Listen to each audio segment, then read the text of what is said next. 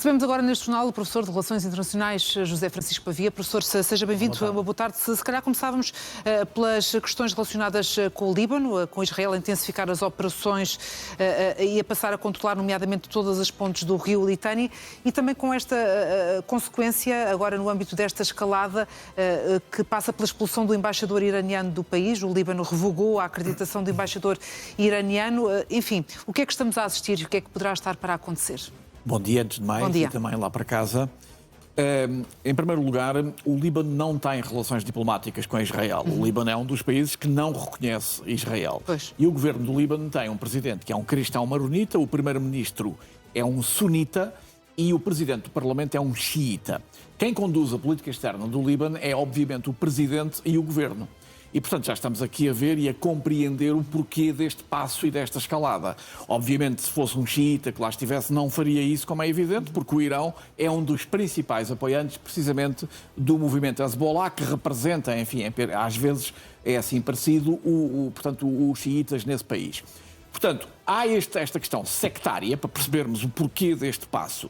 Depois há aqui um segundo ponto, que é este. Os Estados Unidos, a França e Israel estão a fazer uma enorme pressão junto do governo do Líbano, repito outra vez, liderado por um cristão maronita e por um sunita, no sentido de este neutralizar o Hezbollah, que representa, ou pelo menos está muito implantado na comunidade xiita. Obviamente que isso vai dar origem a um recrudescer da guerra civil no Líbano, porque, como é evidente, não se vai conseguir isolar um terço da população do Líbano, que é, no fundo, aquilo que representam os xiitas neste momento.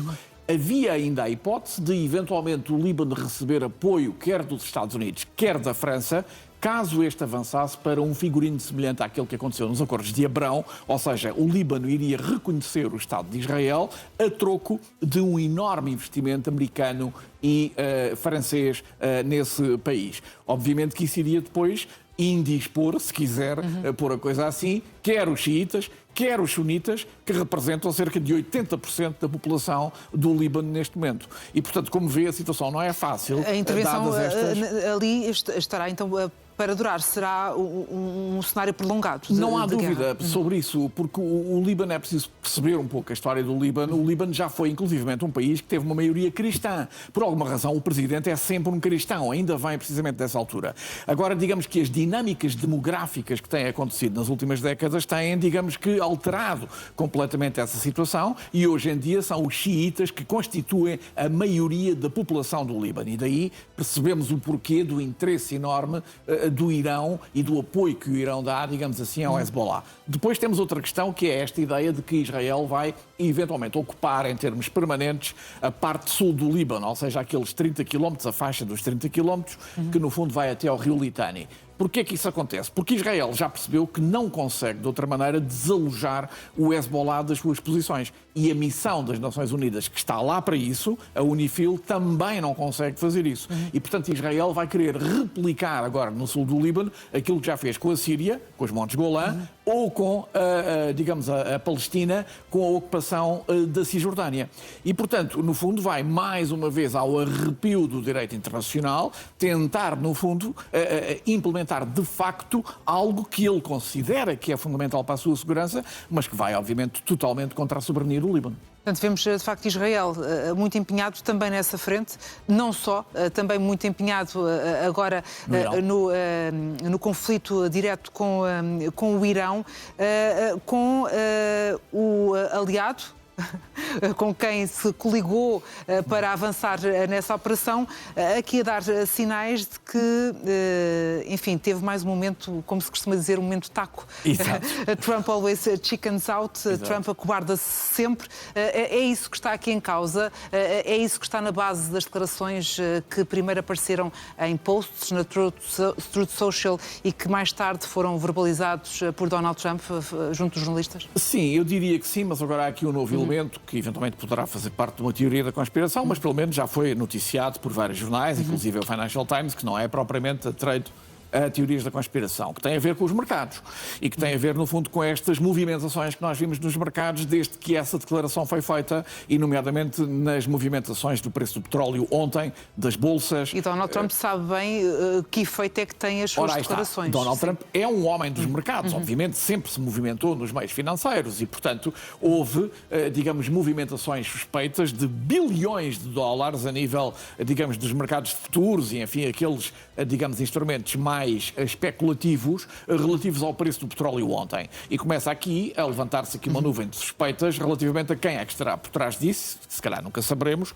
mas é preciso também saber que um conjunto significativo da entourage mais próxima de Donald Trump está ligado precisamente a esse tipo de fundos. Desde logo os filhos, por exemplo, ou até os seus mais fiéis companheiros, como Jared Kushner, o seu genro, e também Steve Witkoff. O que levanta muitas suspeitas em torno dessa manobra que pode ter sido feita antes da declaração.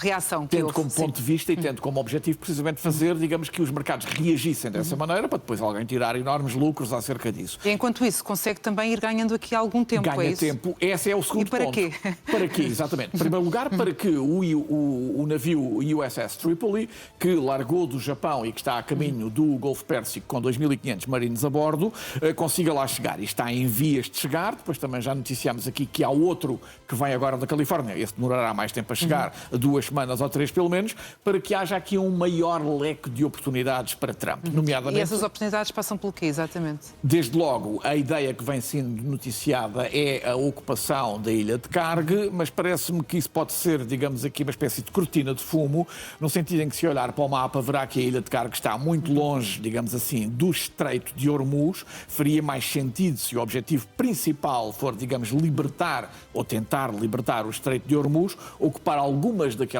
ilhas que ali estão, desde logo Hormuz, para precisamente depois afastar, se quiser assim, o perigo iraniano daí. Parece-me que isso vai ser um exercício fútil, dado que nós tivemos notícias que os iranianos já estão a plantar minas submarinas aquáticas nessa área e depois têm uma capacidade de intervenção que nenhum exército vai conseguir deter. Já aqui falámos que, em tempos atrás, conseguiram deter navios de guerra com pequenas embarcações lideradas por suicidas.